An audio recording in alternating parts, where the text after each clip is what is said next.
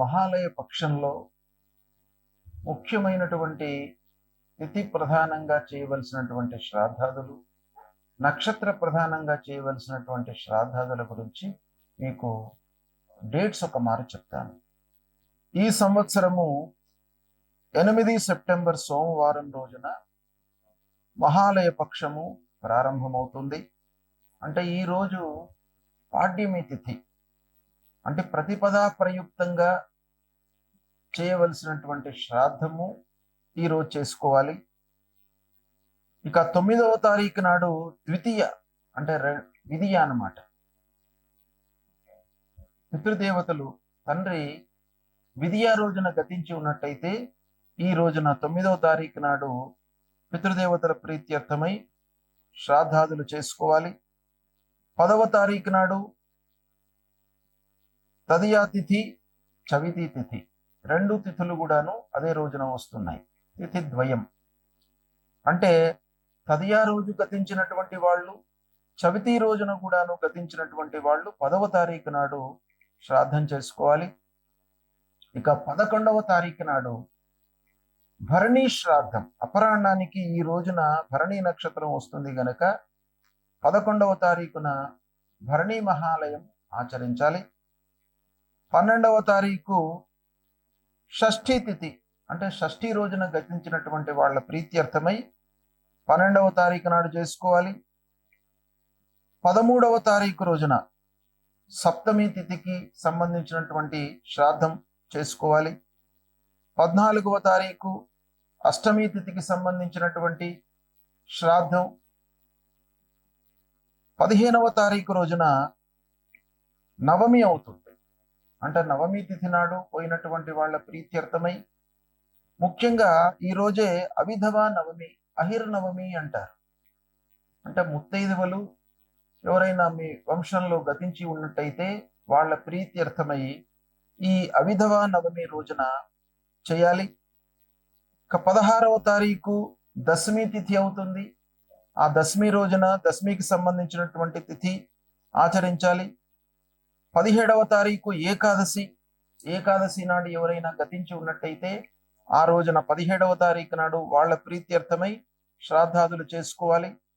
18వ తారీఖు ద్వాదశి తిథి, 19వ తారీఖు మఘాశ్రాద్ధం, అంటే మఘా నక్షత్రం ఉంది కనుక మఘాశ్రాద్ధం చేసుకోవాలి.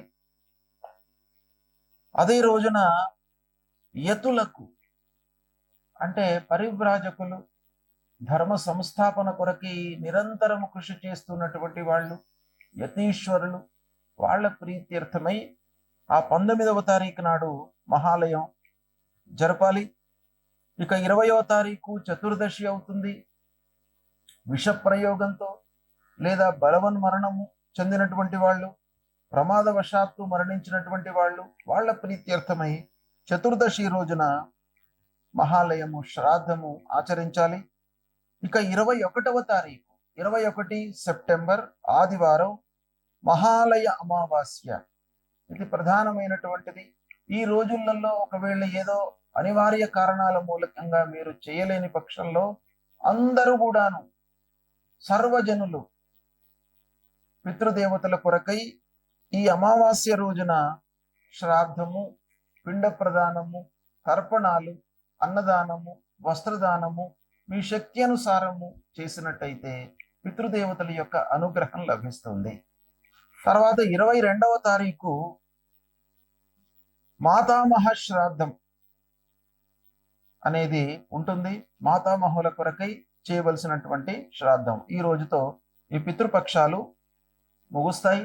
అంటే 8 సెప్టెంబర్ నుంచి 22 సెప్టెంబర్ వరకు పితృపక్షాలు ఉన్నాయి. ఈ పితృపక్షాల లోపల ముఖ్యంగా మనము శ్రాద్ధాది కర్మలే కాకుండా, ఇప్పుడు ఈ శ్రాద్ధము అనేటువంటి పదం లోపలనే ఏముంది, శ్రద్ధతో చేయవలసినటువంటి కార్యక్రమం.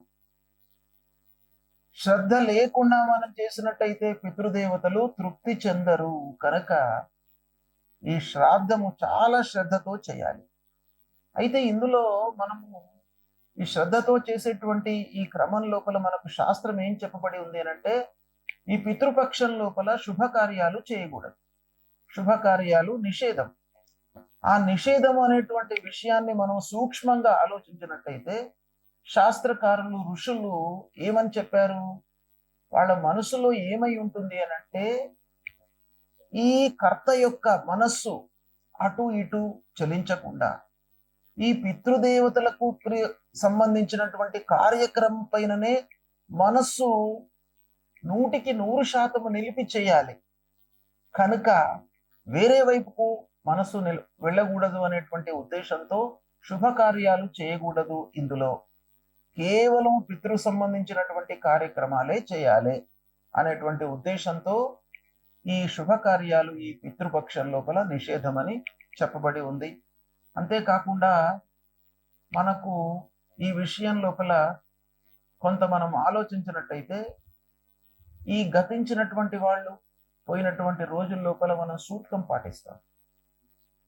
ఆ సూతకము ఏంటయ్యానంటే, వేరే వాళ్ళని మనం ముట్టకుండా ఉండడం, వేరే వాళ్ళు మనకు తాగకుండా ఉండడం. అంటే అది పవిత్రతకు సూచన అన్నమాట. అంటే పవిత్రమైనటువంటి మనస్సుతో, పవిత్రమైనటువంటి ఒక స్థితితో మనం చేయవలసినటువంటి కార్యక్రమమే శ్రాద్ధం.